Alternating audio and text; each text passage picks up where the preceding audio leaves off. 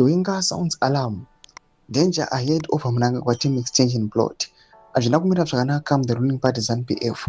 Panoona kwanzi VP Kosano Chiwenga has spoken out uye achipa warnings kune zvigananda pamusoro pemaconstitutional amendments achiti panguva inoyi vagara kuramba vachiendera mberi nawo dzemaconstitutional amendments pane zvakarongewa nevakomana vari against the 2030 plan.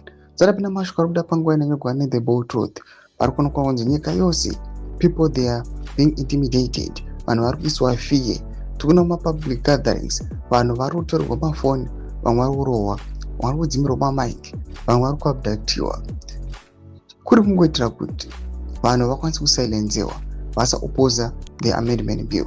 Dzarapinda mashuka mudanjiko panguva ino ndobva subscribe or like on the bell icon. Bold truth nomudanyira chiti Vice President Constantino Chiwenga is reportedly cautioned ZANU-PF top leadership that any move to tweak the constitution and prolong President Emmerson Mnangagwa's rule without putting it to public vote could spark serious political fallout. Ndimo mashoko anotaurwa naVP Constantino Chiwenga chiti aiwa izvi zvichakonzera zvinhu zvakakurisa.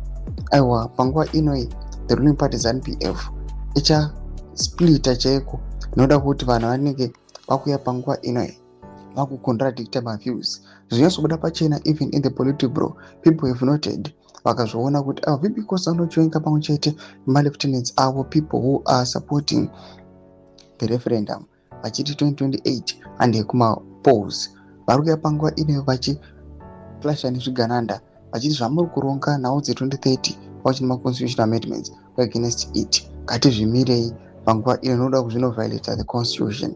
Ndakomesa kuchema idonza fungura aim to deep pamusoro pechitiko ichi. So subscribe or like, catch it on the bell icon.